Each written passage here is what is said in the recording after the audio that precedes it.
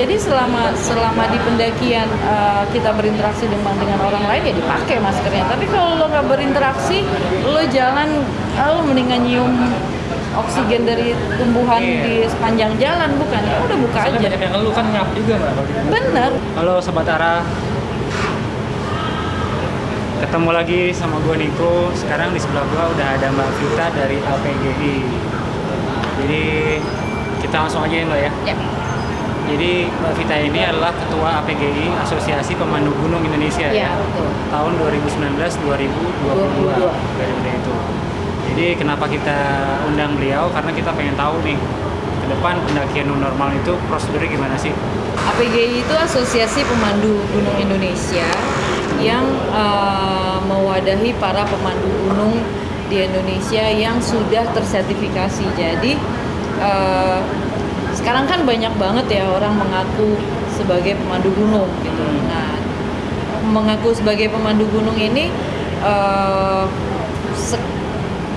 sekarang itu lebih ingin diakui lah gitu. Nah, gimana caranya? Waktu itu di awal-awal sebelum berdirinya APGI itu adalah isinya senior pendaki, senior pemandu gunung gitu ya, yang mereka itu sebenarnya membuat ini nih karena begitu banyaknya permintaan dari para tamu-tamu terutama dari luar, keinginan pertanyaan mereka lebih kayak gini, guide-nya terus certified apa enggak gitu. Sehingga karena di luar negeri gitu ya. Ya, tamu-tamu dari luar itu ya biasa ya, kalau orang luar itu kan memang lebih concern sama yang kayak begitu gitu. Jadi ketika pertanyaan itu ada ya udah, sebenarnya SKKNI-nya sendiri udah ada cukup lama gitu, tapi untuk bisa ada si APGI-nya ini baru 2015 kalau nggak salah, 2016. Nah, jadi 2015. Oke. APGI-nya tuh baru ada 2015. Nah, bulan Januari, tanggalnya aku lupa. Coba nanti bisa cek di ini ya. Kita googling aja. Ya, kita googling aja. Atau bisa cek Instagram. Bisa cek di webnya APGI. Oh, ada webnya. Webnya APGI itu imga.or.id. Jadi bisa cek semua tentang APGI ada di situ, tentang bagaimana perkembangannya ada di situ. Nah, saat ini anggota APGI itu ada 1045 menyebar se-Indonesia, 1045 orang menyebar se-Indonesia gitu ya. Dan di proses ini sih sebenarnya kalau bicara pemandu gunung yang ada di Indonesia mungkin jutaan. Betul.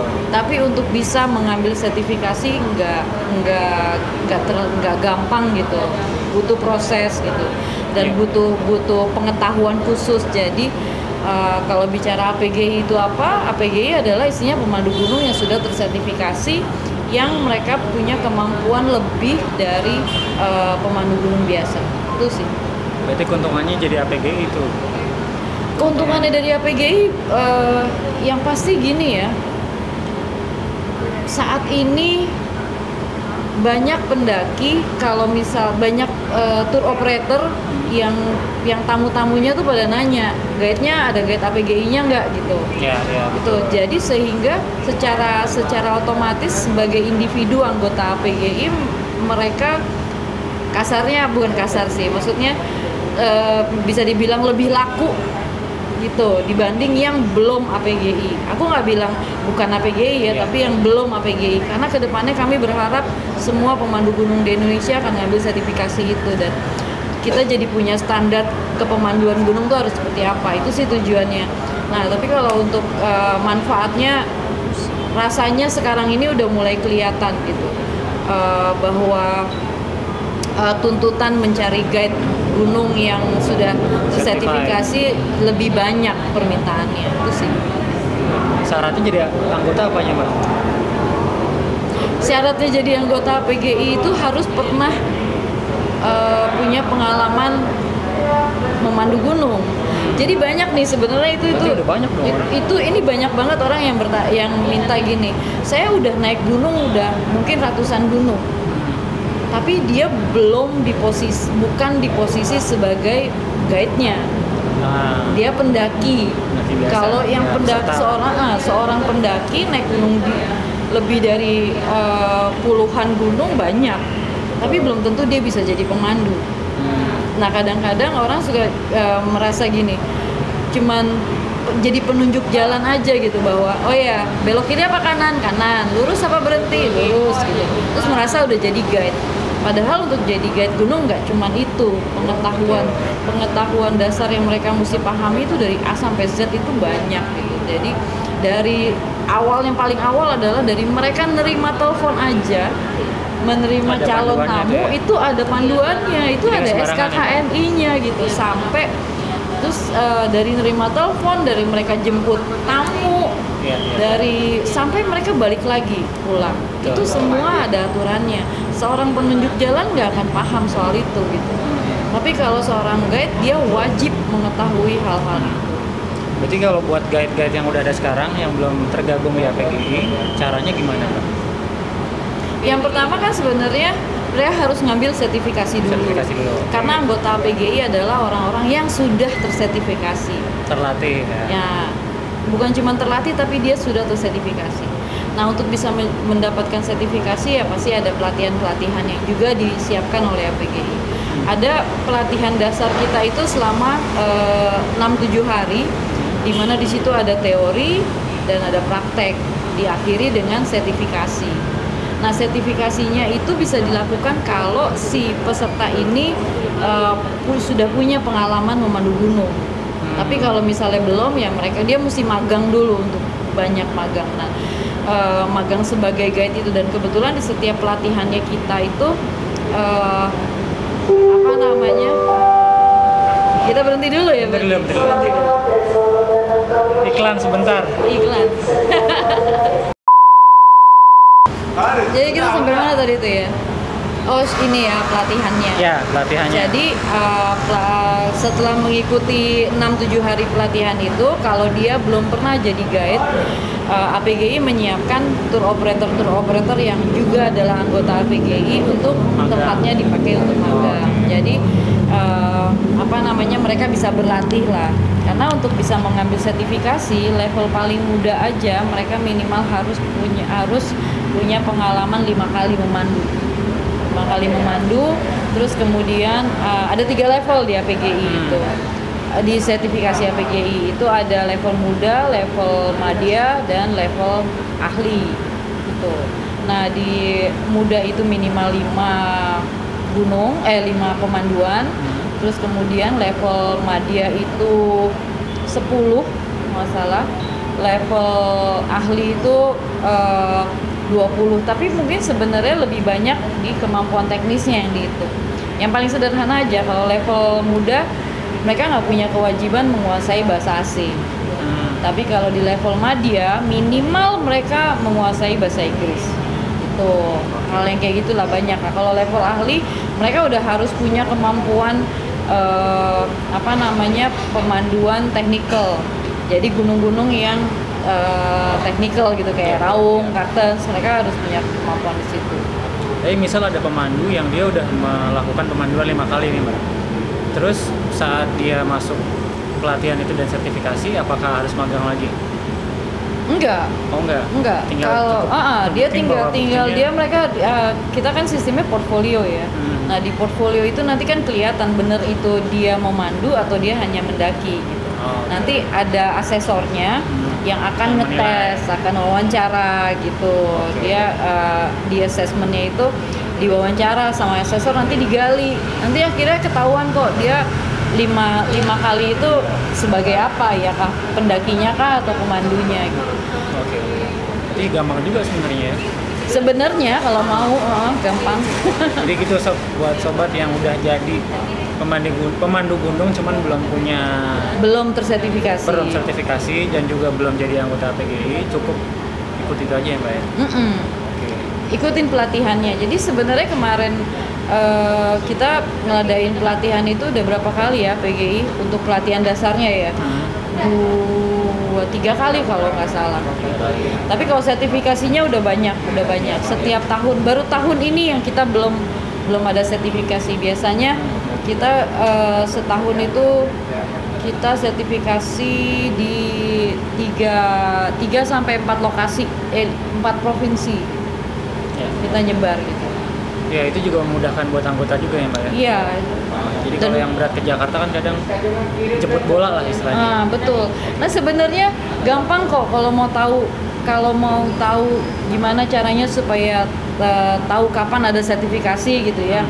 Kapan ada pelatihan gitu. Follow aja media sosialnya APGI, ada Instagram, ada Facebook gitu ya. Karena selalu update itu beritanya gitu kalau memang itu. Dan udah banyak orang yang tahu program-programnya PGI dari media sosial. Nanti kita cantumin di sini ya, Sob ya. Di bawah ini ada media sosial PGI. Ada di sini. Ada. Oke, sekarang nih kita masih agak jaga jarak nih sama Mbak Vita. Iya. Karena tapi udah berakhir nih Mbak pandemi. Ya kan udah berakhir kan? Belum. Transisi ya? Transisi, istilahnya relaksasi. Pandemi nggak akan berakhir sampai ketemu vaksinnya. Iya, makanya ada istilah new normal. Normal. Mungkin yang sobat penasaran juga, pendakian nih bakal gimana nih Mbak ke depannya? Kira-kira. Kalau menurut aku pendakian ke depannya tetap rame. Yakin. Karena udah mungkin bisa dalam satu hari itu aku menjawab 10 pertanyaan orang yang ngejapri, Mbak, kapan gunung mulai dibuka? Ya. Gitu ya. Terus kadang-kadang aku suka jawabnya bercanda gitu ya. Sorry, gue bukan kuncennya, gue bilang gitu. Jadi gue nggak tahu kapan boleh dibuka. Betul. Cuma memang tidak akan sampai saat ini dari gunung-gunung yang udah dibuka itu biasanya bukan gunung-gunung yang dikelola oleh Taman Nasional gitu. Biasanya itu gunung-gunung yang masih dikelola oleh masyarakat gitu ya, masih pengelolaannya oleh warga desa gitu, warga kaki gunung. Itu biasanya udah dibuka. Kayak Papandayan itu murni swasta, jadi dia udah dibuka kalau nggak salah sejak 8 Juni dia udah dibuka. Tapi masih nggak kedengeran juga tuh ininya ramenya di sana. Kalau menurut aku karena akses ke sana masih banyak orang ketahan di transportasi menuju ke sana, belum ada protokol transportasinya gitu. Jadi biarpun dibuka pasti orang belum banyak bisa ke sana. Kalau kayak yang kemarin lagi ramai itu adalah Cikuray, terus ada kemarin yang hilang di mana ya, Guntur, di Gunung Guntur ya, karena itu masih dikelola sama masyarakat gitu. Jadi mereka bisa membuka sendiri, bisa mengatur sendiri. Tapi kalau dari di bawah Taman Nasional rasanya memang belum ada keputusan untuk dibuka, karena saat ini Kementerian Pariwisata dengan KLHK bersama APGI dan FMI sedang memformulasikan protokol pendakian gitu. Nah, protokol pendakian ini pendakian new normal gitu selama masa pandemi ini. Jadi emang mau kayak apa sih pendakian yang sesuai dengan PHBS yang berlaku? Tahu PHBS nggak lo? Saya tanya GBHN. PHBS itu perilaku hidup bersih dan sehat. Gitu. Jadi Germas tahu. Hah? Germas tahu. Apa tuh?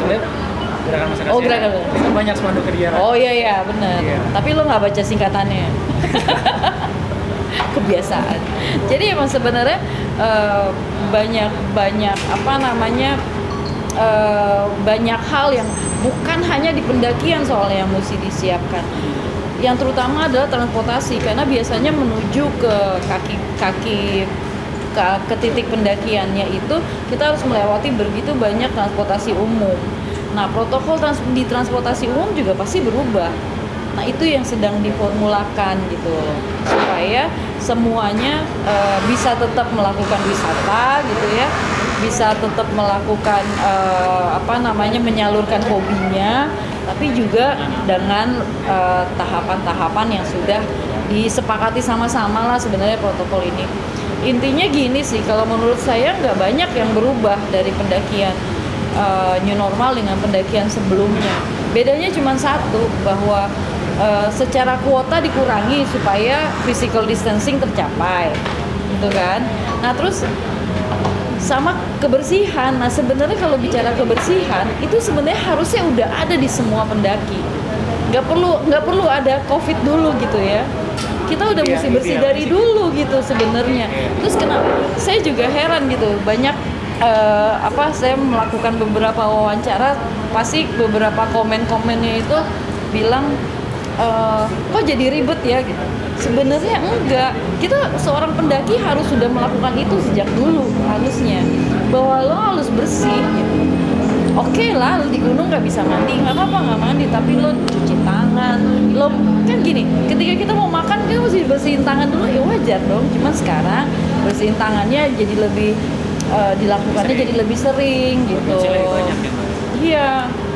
Nah terus kan sekarang kalau kayak di gunung-gunung itu kan ada peraturan nggak boleh cuci pakai sabun gitu kan. Tapi kan sekarang ada ketentuannya adalah sabun yang tidak nggak ada kandungan deterjennya itu boleh gitu. Nah, karena deterjennya yang bisa merusak lingkungan tanah, kualitas tanah. Pakai hand sanitizer biasa aja kali. Jadi sebenarnya ya kayak gitulah. Pakai hand sanitizer itu jadi lebih sering karena dipakainya minimal 2 jam sekali, walaupun nggak ada apa-apa lo harus pakai gitu. Terus kemudian kayak alat makan udah nggak boleh berbagi lagi, udah nggak boleh pinjem-pinjeman gitu. Emang udah seharusnya seorang pendaki bawa sendiri alat makannya gitu. Udah nggak boleh tuh pinjem-pinjem lagi gitu. Terus hal-hal yang kayak gitulah. Terus kayak misalnya kalau memang seorang pendaki harus bawa sleeping bag, ya udah nggak usah berdua gitu loh. Satu sleeping bag emang cuma dipakai buat 1 orang gitu. Itu kan seharusnya nggak ada bedanya kan sebenarnya dengan pendakian sebelumnya. Bedanya hanya kuotanya gitu, bahwa yang kalau sekarang sih yang saya tahu belum resmi sih ya protokol yang sedang diformulasi ini. Belum, karena masih di godok lah gitu ya. Bahwa jumlah satu tim itu, kalau kita biasanya ngisi simaksi itu kan 10 orang jumlahnya, tapi 10 orang kan cuma tamu pendakinya doang. Nah sekarang minimal 2 orang, maksimal 7 orang itu untuk satu tim, dan itu include guide dan include porter. Jadi kalau dulu kan porter nggak dihitung, nggak dimasukin ke simaksi gitu. Sekarang karena nganggapnya, karena sekarang ini semua orang punya potensi jadi carrier-nya, jadi pembawa virus. Jadi ya lo harus hitung juga orang-orang lain gitu loh. Nah terus kemudian kayak pemakaian tenda, kapasitasnya jadi setengah kuota. Iya. Di sosmed udah mulai rame. Iya, semua jadi ngeributin itu gitu. Aku bilang ya itu resiko yang harus yang harus dijalanin. Pilihannya ada di kita sendiri sih sebenarnya. Lo mau naik gunung apa enggak? Kalau lo mau naik gunung ya jalanin peraturan itu. Sama deh kayak gini. Misalnya kemarin kan sempat awal-awal protokol new normal itu adalah sebelum naik gunung mesti tes bebas COVID dulu, tes kesehatan. Akhirnya diomongin adalah berapa harga tes rapid test itu. Tapi itu benar nggak sih? Harus tes dulu? Harapannya sih iya ya. Kalau menurut aku ya harapannya iya. Karena paling tidak di kitanya merasa kita merasa lebih secure lah gitu ya. Kita merasa lebih aman bahwa paling tidak bukan dari kita lah yang menularkan ke orang lain gitu. Ketika ternyata ada yang kena, kita bisa bilang nih bukan dari gua, karena gua udah kan si rapid test itu kan berlaku biasanya kalau rapid test cuma 3 hari, tapi yang swab test itu kan buat 7 hari. Makanya pendakian sekarang kalau ini dibuka, di masa transisi ini dibuka, gunung-gunung dibuka, mereka nggak boleh ada pendakian yang menginap. Jadi semua one day trek gitu. Atau kalau yang bisa tektok, yang paling seneng mah orang yang biasa tektok, karena dia bisa pulang balik gitu sehari. Tapi ya itu sekarang udah nggak boleh, dan ada batas ketinggian juga sih kalau nggak salah. Main di base campnya boleh, camp gitu, tapi yang pasti nggak boleh nginep. Sekarang masih di situ peraturannya. Tapi kalau menurut aku itu dilakukan karena sebenarnya dari pihak pengelola kawasan belum siap dengan aturan yang akan diterapkan. Tapi kalau nanti aturannya yang diterapkan, mereka udah siap, sudah diputuskan secara nasional bahwa protokolnya adalah seperti ini untuk pendakian, aku rasa semua bisa berjalan normal. Walaupun tambahannya hanya di kuota kebiasaan kita bersih-bersihnya gitu ya, pemakaian peralatannya itu lebih di ini aja, lebih dipersiapkan lah. Kalau dulu surat sehat itu kan orang bisa beli gitu. Sekarang lo bener-bener mesti kerjain, dan mungkin di pintu masuk Taman Nasional besok-besok mulai ada rapid test. Jadi 1 hari sebelum pendakian kita udah di situ untuk rapid test. Gitu. Kemungkinan ada tuh Mbak? Kemungkinan besar ada. Oh. Aku cuma kepikirannya gini, jangan takut sama harga. Karena kondisi kayak gini aku yakin pemerintah juga memikirkan kok gimana caranya si rapid test ini bisa jadi murah. Karena kan yang akan menikmati nggak ada pilihan, semua orang se-Indonesia. Si rapid test itu kita tuh membutuhkan itu gitu. Gak usah naik gunung ya. Lo dari sini mau pergi ke mall, untuk bisa memastikan lo aman, lo cek, atau pulang dari mall lo cek, bayar kan. Tapi aku yakin nanti pemerintah juga lambat laun proses lah, tunggu aja. Lambat laun tuh pasti akan ada program-program rapid test gratis. Karena itu udah dilakukan juga sama Kementerian Kesehatan. Beberapa waktu itu pernah ada online, daftar online nanti kasih tahu, oke, bisa ngetes di sini, di poin di mana. Kan minimal itu udah ada gerakan-gerakan dan itu memungkinkan untuk dilakukan. Jadi sabar gitu loh kalau menurut aku. Jangan gegabah juga gitu. Gunungnya nggak kemana-mana kok. Tapi yang mesti dipikirin sama teman-teman pendaki itu adalah ya lu mesti mikirin diri sendiri dulu. Ya nggak bisa naik gunung tapi nggak mikirin kondisi kesehatan gitu. Ini adalah isu sekarang, jadi ya udah terima aja dulu gitu. Tapi kayaknya ada sisi positifnya juga Mbak. Apa tuh?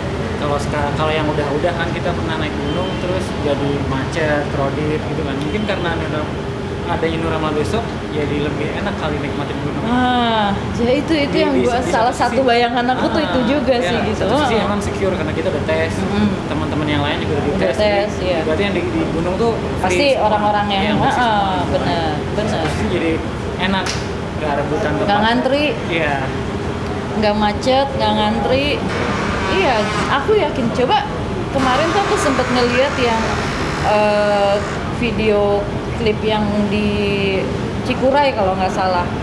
Itu apa enaknya ngecamp rapet kayak begitu gitu. Lo nggak bisa duduk nyaman, lo nggak bisa menikmati pemandangannya gitu karena lo sibuk nih mau duduk di mana, mau tidur di mana, gimana mau bangun tenda karena udah nggak ada tempatnya, isinya orang semua.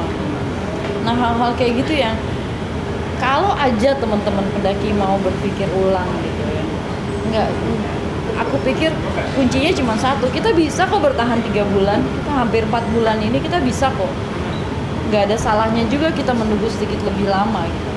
Dan pakai saat menunggu ini untuk membiasakan diri dengan PHBS itu, membiasakan diri dengan rajin-rajin bersihin tangan, mulai bersihin peralatan pendakian kita gitu. Terus keluar mendaki langsung dicuci sih. Ya kan? Beresin langsung. Disinfektan. Iya, tapi itu karena kita nggak pernah tahu sih kapan itu kena ke kita, kapan kita jadi penularnya gitu. Kapan kita nggak pernah tahu. Orang sekarang kan udah gejala-gejalanya malah ada yang orang tanpa OTG ya, orang tanpa gejala. Ini berkembang terus ini virusnya. Jadi apa yang mesti dilakukan adalah kita preventif. Gimana cara preventifnya? Jaga badan lo sendiri. Itu nomor 1. Gak ada pilihan lain. Tapi namanya new normal juga kita perlu kebiasaan kan Mbak ya? Ya mungkin suatu saat ini akan prosedur mendaki gunung yang akan seperti ini. Betul. Iya, kalau kita bilangnya kita mencoba beradaptasi dengan perilaku baru gitu. Ya sama lah kayak gini deh. Dulu zaman aku itu handphone masih belum yang smartphone. Yang segede batu bata itu ya, gitu. Belum smartphone. Tapi kan ada masa transisi itu. Dan orang-orang di usia aku ketika dari handphone biasa pakai yang smartphone itu butuh proses. Butuh proses. Nah, makanya ada istilah gaptek. Nah, gaptek itu orang-orang yang sedang melakukan masa transisi itu, tapi ketika dia udah bisa, oh ternyata bisa gitu. Akhirnya mereka terbiasa dengan pakai itu. Sama. Cuma bedanya itu prosesnya cepat ketika lo mau ngerjain. Kalau yang ini kita banyak proses. Kayak menurut aku sih paling aman adalah ya nunggu vaksinnya ketemu dulu.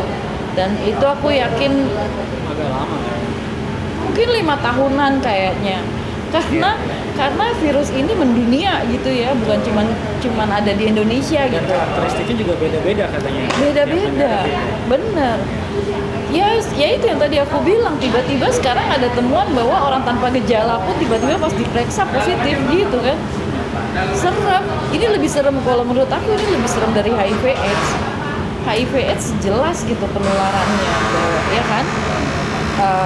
Proses penularannya itu ketahuan gitu. Sampai sekarang aja belum ketemu obatnya. Nah virus ini orang tanpa gejala aja tuh bisa kena gitu, bisa positif. Jadi ya udahlah, menurut aku pikirnya gini, bahwa gunungnya nggak akan kemana-mana. Ini buat semua para pendaki ya. Soalnya banyak Pak yang udah nggak sadar nih. Pasti. Termasuk gue juga nih. Gue juga sebenarnya. Tapi yang mesti dipikirin gini ya, gunungnya nggak kemana-mana, terus kemudian kondisinya belum bagus banget. Kondisi pandemi ini kita belum bisa dibilang, mungkin kalau bilang siap kita belum siap gitu ya. Ya, regulasinya ya. Regulasinya karena belum fix kalau menurut aku. Karena untuk bisa bikin regulasi itu jadi fix kan pemerintah mesti siap sama sistemnya. Soalnya terlibat juga banyak. Yang paling sederhana adalah di transportasi umum kan, untuk bisa mencapai gitu kan, kalau transportasinya nggak siap dengan protokol yang baru, itu bisa jadi klaster terbaru lagi kalau misalnya itu dilakukan. Nah, terus kemudian kapan pendakian yang mau dimulai lagi tergantung kesiapan pemerintah menyiapkan sarana dan prasarana yang sesuai dengan protokol wisata. Ini kan sebenarnya ada di protokol kawasan wisata. Itu kalau di pendakian ya, ini kan kawasan wisata. Jadi ya kalau protokol pariwisatanya udah siap, mereka dan secara sistem mereka juga udah menyiapkan, saya rasa dengan cepat bisa dibuka kok. Tapi kayaknya nggak lama lagi ya, Mbak. Hopefully sih sebenarnya. Aku susah bilangnya. Kalau aku pengennya bilangnya besok udah boleh dibuka gitu ya. Tapi mungkin dengan proses formulasi protokol yang ada sekarang, mungkin baru September Oktober kali baru bisa dibuka. Nanti APG juga pasti sosialisasikan ya? Pasti. Oh iya, bicara sosialisasi, sebenarnya protokolnya APGI sendiri udah pernah disosialisasikan kemarin di Cikuray. Nah, lewat jalur pemancar sama tapak geron gitu ya. Dan itu 10 protokolnya APGI dilakukan tuh tahapannya semua. Gitu. Yang pertama lo mesti membersihkan semua peralatan pendakian lo, gitu ya. Terus yang pertama adalah rapid test. Jadi kita melakukan rapid test, waktu itu pesertanya 100 orang, gitu. 100 orang itu kita melakukan rapid test dulu. Jadi untungnya semua yang ikut rapid test itu statusnya non reaktif, jadi aman. Jadi 100 orang itu lanjut gitu. Nah, kalau ada satu aja yang statusnya reaktif pasti batal acara itu gitu ya. Nah, terus kemudian setelah itu dilakukan, terus kita melakukan bersih-bersih semua peralatan. Setelah peralatan dibersihkan, kita melakukan pendakian dengan, kan kita untuk naik ke atasnya itu mesti pakai mobil pickup tuh. Nah, biasanya kan mobil pickup isinya penuh tuh, brek gitu, sebanyak-banyaknya kalau bisa. Ya ada physical distancing di situ. Jadi jumlahnya juga setengah kuota. Kalau biasanya bisa aman itu sekitar 12 orang, itu isinya cuma 6 sampai 7 orang. 6 orang kalau nggak salah. Karena mobil pickup kecil kan. 6 orang, setengahnya selebihnya barang. Jadi barang bisa dibanyakin di situ. Nah, itu udah dilakukan. Terus kemudian pakai masker selama pendakian, ini yang jadi catatan nih. Banyak orang salah mengerti sebenarnya. Pakai masker pada saat pendakian itu adalah ketika kita harus berinteraksi dengan orang lain, gitu ya. Tapi kalau selama Kamu lupa kita berinteraksi ya. Nah, tapi kan kita berjarak sudah cukup. Jadi selama di pendakian kita berinteraksi dengan orang lain ya dipakai maskernya. Tapi kalau lo nggak berinteraksi, lo jalan, lo mendingan nyium oksigen dari tumbuhan di sepanjang jalan, bukan? Ya udah buka aja. Banyak yang ngeluh kan ngap juga Mbak. Bener. Jadi masker itu kan dipakai ketika lo kenal sama kondisi badan lo. Ketika udah ngap ya udah ngapain, terus ketika nggak nyaman lo paksain harus pakai masker.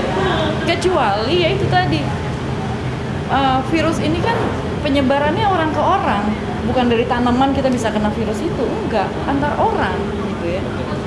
Nah, ya itu yang dihindari ketika lo berinteraksi dengan orang lain, ya lo pakai maskernya. Tapi ketika enggak, ya lo lepas aja. Jangan sampai naik gunung jadi hal yang membebani. Gitu. Nikmatin apapun alasannya, naik gunung itu harus dinikmati, nggak punya alasan lain. Jadi ketika udah nggak nyaman, toh ketika kita naik gunung yang kondisinya berdebu gitu ya, atau belerang kan pasti kita tutup. Terus ketika udah ternyata ditutup kita malah jadi ngap, pasti kita buka. Mau debu kek, mau bau belerang, pasti mendingan kita hirup daripada ngap. Iya nggak sih? Itu refleks badan loh. Karena butuh oksigen ya. Itu refleksnya badan kita. Ketika udah nggak nyaman, pasti kita coba lepas gitu. Jadi ya udah coba nikmati, coba jalanin itu. Tapi kuncinya cuma satu. Ketika lo harus berinteraksi dengan orang lain, tutup. Gitu. Itu sih. Nah, terus protokol yang lain yaitu kapasitas setengah kapasitas gitu, setengah kuota. Terus mulai memahami manajemen resikonya. Resikonya apa aja sih? Karena di situ juga ada di salah satu protokol kita sih sebenarnya ada video-video cuplikan-cuplikan itu gitu ya.